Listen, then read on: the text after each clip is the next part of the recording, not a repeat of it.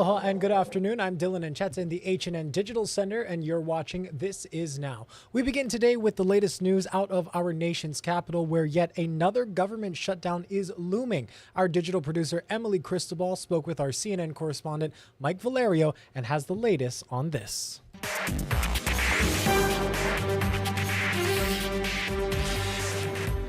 House lawmakers are working against the clock to avoid a government shutdown before Friday night's funding deadline. The new House Speaker unveiled his unconventional two-tiered plan over the weekend. We're joined by Mike Valerio, who breaks down its chances of getting passed. Mike, thank you for joining us. Hey, Emily. Well, in this latest episode of Government Shutdown Watch, it does seem as though there are encouraging signs of bipartisanship emerging. But critics contend even if this spending bill passes, it could get us back exactly where we started come January and February. Republican House Speaker Mike Johnson's plan to temporarily fund the government is already facing opposition from members of his own party. The one thing we know almost to a certainty is that the GOP side of the aisle contains a number of people who are extremists and who have shown absolutely no indication that they want to get things done. The first part of the bill, in a two-tier plan, extends funding until January 19th for items including military construction, veterans affairs, transportation, housing, and the energy department. The second part extends funding until February 2nd for the rest of the government. We need more time so we could pass those and then have until February to negotiate with the Senate to get this done. Missing from the plan, additional aid for Israel or Ukraine, and the deep spending cuts hardline conservatives are looking for. With a slim majority in the House, Johnson will likely need Democratic support to get the bill passed. Johnson is going to do what's right, buy time, and then come together with the Dems and work in a bipartisan fashion, which is what the American people want. Some lawmakers are frustrated with the piecemeal approach. It just means we're postponing the agony. But with the clock ticking and several global crises ongoing, the pressure is on Congress to act. There's no choice here. The world is on fire from where I sit. It is too, urgent. We can't sit back and do nothing. And Emily, of course, at the end of this equation is President Biden, and we have not heard yet definitively if he would sign this measure or veto it if it got to his desk. But he did say at the Oval Office today that he needs to hear more about how Republicans are strategizing, Emily. Got it. We've seen the shutdown timeline before, Mike, but in this version, is there optimism that the government could stay open? Emily, I am glad to report to come on the show and say that there are signs of optimism. Based on our reporting, it's likely that this is going to be a bumpy week, but we are expecting that after a few days, given how things stand right now, the important caveat, that there is a good chance that the government will be funded and remain open by midnight on Friday. Why we say that is because what you heard in the piece and what you mentioned in our introduction here, that funding levels are going to persist. They're going to continue at the levels that Nancy Pelosi, Chuck Schumer, and President Biden set those funding levels at. That means that there's likely to be Democratic support, like we've heard in the Democratic-led Senate, and you need Republicans to join with Democrats in this environment to get a spending bill through to the president. So that is why we are expecting that there could be some good news by the end of the week. Yes, and what can we expect going forward? What should we be looking out for tomorrow as approaching a deal? Right. Tuesday is going to be an interesting day because it is the rule vote. And I know people watching at home, rule vote, do we need to hear about this? It is an interesting measure, though. It's a vote that sets the goalposts, Emily, of what legislators can debate and what they're ultimately going to vote on. So, Speaker Johnson can only lose 3 votes here in order for this first measure tomorrow to pass, and there are already 8 Republicans that are against it. So tomorrow, we're going to see how many Republicans are supporting his plan. What is his speakership looking like so far? And we'll also see, Emily, if Democrats eventually need to come in to support this and get this over the finish line. So that's why tomorrow's vote should be interesting and should tell us how Speaker Johnson's speakership is going so far. Yes, we'll definitely be keeping an eye on this. Thank you so much for all your reporting, Mike. New at noon, 28-year-old Justin Akana made his initial appearance in court this morning. Prosecutors have charged him with murder for allegedly stabbing and killing a man at Nanakuli Beach Tuesday night. Investigators say Akana was an acquaintance of the 62-year-old victim, and that man died at the scene. Akana's bail was set at $1 million. Honolulu police are investigating after a body was found in a canal in the Macaulay area. Officers were called just before 6 last night to an area around Citron Street near Kalakaua Avenue. Crews retrieved the body of the 44-year-old man, and he was pronounced dead at the scene. HPD says the body showed no suspicious injuries. And the search continues for a man who allegedly tried to kidnap an 11-year-old girl at the Waipio Costco. Just before 6:30 p.m. last Thursday, police say the girl was sitting in her parents' car. The suspect allegedly knocked on the car, and the girl unlocked the door. He tried to take her, but he ran off when she fought back. Details on the suspect are scarce, only that he was wearing a gray jacket and long pants. If you have any info, call Crime Stoppers. Their number, 955-8300. Over on Hawaii Island, a woman is dead after driving off the shoulder of Mamalahoa Highway in South Kona. Crews responded around 2 a.m. yesterday morning after the car fell 20 feet, rolled over, and a fire ignited. We're told the 33-year-old woman from Naalehu wasn't wearing a seatbelt. Police believe speed and impairment were factors. Well, after a week off, crews will resume Red Hill defueling today. So far, over 89 million gallons of fuel has been removed from the facility. That's out of a total of 104 million gallons total that were set to be taken out. Currently, the removed fuel is heading to above-ground storage tanks at Joint Base Pearl Harbor Hickam, where it'll be transferred to awaiting tanker ships. Defueling is scheduled to last into January.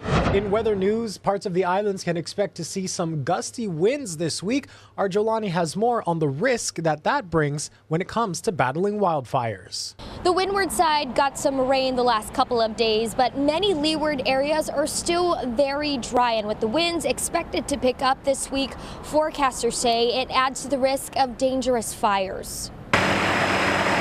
Air and ground crews continue to battle the Mililani-Mauka wildfire. On the Big Island, a brush fire was put out Saturday in Pohakuloa. Strong winds could spark more fires as winds pick up Monday night.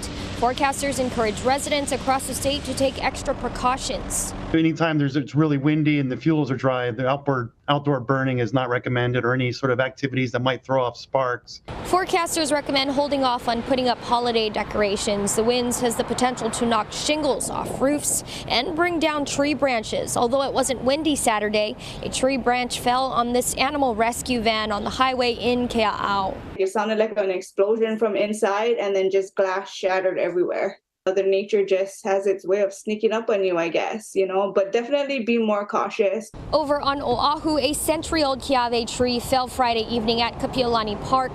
The city's urban forestry crews removed 36 tons of wood over the weekend. It's unclear what caused the tree to fall, but the city says they'll have crews on standby for any large trees or branches that may come down due to high winds or other circumstances. Reporting from Kalihi, Jolani Martinez, Hawaii News Now. Turning now to politics, there was a surprise announcement from South Carolina Senator Tim Scott. He's dropping out of the race for the Republican presidential nomination after failing to gain traction in the polls. Naomi Ruckham explains what led to the decision and where the rest of the GOP field stands today. Just 2 months shy of the Iowa caucuses, Republican Tim Scott is out of the running for his party's nomination. I am suspending my campaign. The South Carolina senator made the announcement on Fox News last night after abruptly canceling all of his campaign stops in Iowa over the weekend when he came down with the flu. Sources say it came as a shock to Scott's campaign staff. I think the voters have been really clear that they're telling me not now, Tim. Though Scott was outpacing most other candidates in terms of fundraising, recent polling put him in a distant 5th place behind frontrunner former President Donald Trump. Trump continues to dominate the field, while other Republicans are tirelessly trying to catch up, many showing support for Israel amid the war in Gaza. On a visit to the country, GOP candidate Chris Christie stopped at one of the sites of the Hamas terror attack. We can't ask Israel to stand down if they believe there is still a legitimate violent threat against them and their people. In Iowa late last week, Florida Governor Ron DeSantis condemned anti-Semitism on the campuses of American universities. And if you have foreign students on visas that are out there protesting in favor of Hamas, I'm canceling their visas and I'm sending them home. A fourth Republican primary debate is set for the remaining candidates next month. Naomi Ruckham, CBS News. President Biden's highly anticipated meeting with Chinese President Xi Jinping is set for Wednesday in San Francisco. Mark Stewart has more. This highly anticipated meeting between Chinese President Xi Jinping and U.S. President Joe Biden is a big deal. It was in February that a Chinese balloon was shot down over American airspace, adding even more tension to an already frosty relationship. But things have since stabilized. During this highly anticipated meeting in California, don't expect the two sides to come to an agreement on thorny issues such as Taiwan or human rights, but rather, officials say this is an opportunity to set some barriers and limits to create some calm between the two nations. Right now, both nations are witnessing the war in Ukraine as well as the war between Israel and Hamas. This meeting is a chance to prevent the relations between the U.S. and China from deteriorating with the goal of creating some stability. Despite the differences, this is also a chance to build on economic relations as both nations have benefited from trade. This meeting comes as both President Xi and President Biden face domestic challenges of their own. Mark Stewart, CNN, Beijing. The Supreme Court released a formal code of ethics Monday that will now govern the justices. The code of ethics is a first in the court's history. In a statement to CBS News, the court says the rules are not new, but are designed to succinctly gather in one place the ethics rules and principles that guide the conduct of the court. Now, the Code of Ethics comes months after several reports that Justice Clarence Thomas had connections to wealthy, right-leaning donors, and reports that several justices accepted trips and gifts from outside groups. In its statement, the Supreme Court also said that an absence of a Code of Ethics has led in recent years to the misunderstanding that the justices of this court, unlike all other jurists in this country, regard themselves as unrestricted by an ethics rule. To dispel the misunderstanding, we are issuing this code. Looking now to international news, conditions inside Gaza's largest hospital are said to be deteriorating by the hour as the fighting between Israeli soldiers and Hamas has forced thousands to flee from the medical facility. Skylar Henry has more from the White House. In Al-Shifa's hospital maternity ward, staff members put tinfoil in the cribs to help keep babies warm. The head of the World Health Organization says Gaza's largest hospital has been without electricity and water for days and has stopped functioning. Our medical teams in Shifa Hospital now are facing death because they just committed to their patients. Israel says Hamas complexes lie under Al-Shifa, and the group uses medical personnel and patients as human shields, something Hamas denies. Under international law, hospitals are protected, but if misused, can become legitimate targets. The Biden administration says it does not want to see civilians caught in the crossfire, but put the blame squarely on Hamas. We would love to see all the people that are calling for Israel to take steps to protect hospitals call for Hamas to vacate the hospitals and stop using civilians as human shields. As Israel pushes further into Gaza in an effort to dismantle Hamas, volunteers collected the last of the remains of victims at one of the Israeli communities hit hardest by Hamas on October 7th. Every house here that had residents in or kidnapped or murdered. About 240 people are believed to be hostages, and family members of those who have health issues spoke out Monday, including the sister of 23-year-old asthma sufferer Romi Gonen. We can only imagine how she's struggling, gasping for air. The Biden administration says it remains actively engaged in negotiations for the hostages' release. Skyler Henry, CBS News, the White House. Well, 2 people have been arrested in connection to the death of a young girl in Georgia whose body was found decades ago. Now, the 5-year-old girl was simply known as Baby Jane Doe. Her body was dumped into the woods in Ware County in 1988, and officials have now identified her. Marilyn Parker has the details. A crime scene in the woods and an idea of what she looked like. This is what investigators went off of for 35 years, working to identify a 3-year-old girl, Baby Jane Doe. A child is so innocent and so defenseless, and they tend to hold a special but difficult place in investigators' hearts. Last year, News4Jack spoke with the GBI about advanced technology renewing their hopes of solving the cold case. Now there's been a major development. This indictment names the 3-year-old as Kenyatta Odom and accuses her mother and stepfather in the crime. Evelyn Odom, also known as Mecca Luciana, and Ulester Sanders face felony murder, aggravated battery, conspiracy, and concealing charges. They lived together in Albany, Georgia. This is where investigators say the baby died. The indictment says Odom and Sanders put parts of the child's body in hot water, seriously disfiguring her legs and feet. They believe this is what killed her. Prosecutors say they put the body in a container, then covered her in cement. They did this to make sure she couldn't be found or identified. Then they dumped her body in Ware County, about 2 hours away. It's a wooded area of an illegal dumping site. She was definitely placed in this area, hoping not to be found. We know that from the container that she was in. We don't know how investigators learned her name or how they learned her mother and stepfather were involved, but a 35-year-old case for an innocent little girl may be on its way to receiving justice. 3 months after a fire leveled Lahaina, more residents have been allowed inside the disaster zone. Zones 8C and 9C opened early this morning at 7 a.m. That includes everything along Lahaina Luna Road between Aki and Kuhua Streets. Vehicle passes are required. More details are available at hawaiinewsnow.com.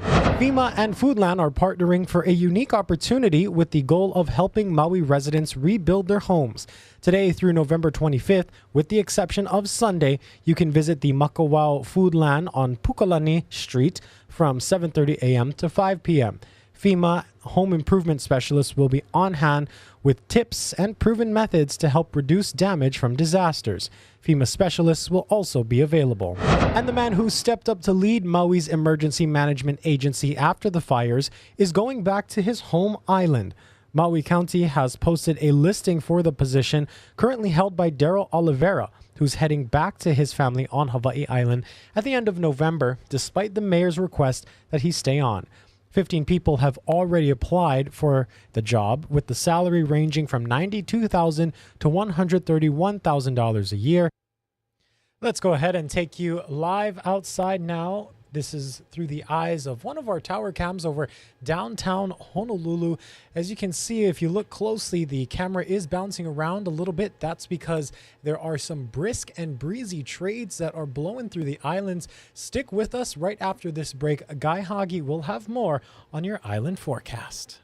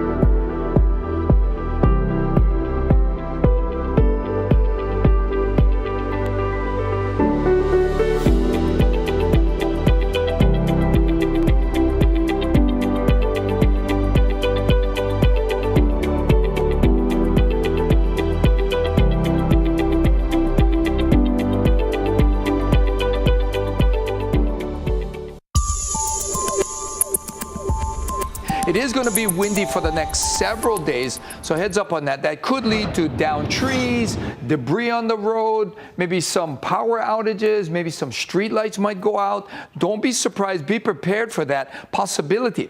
Now, we'll get strong winds today. Even stronger, it looks like tomorrow. They're going to hold firm through Wednesday. Even Thursday is going to be a little bit breezy, but significant slowdowns as we head towards the weekend because of another front that's going to push away that high pressure. And as that front gets closer, we'll start to get maybe some stronger winds between Sunday and Monday. So your 7-day forecast shows that we are concerned about today, tomorrow, and Wednesday. First alert for these 3 days because of those strong winds. And those strong winds will hold firm Thursday, ease up significantly on Friday. And then we got that other front coming in with more rain, probably between Saturday and Sunday, maybe even into Monday. But we're not expecting a lot of rain, just a few more showers. And as that front gets closer, look at the winds. They turn to southerlies. So the weekend might be a little bit sticky with those Kona winds.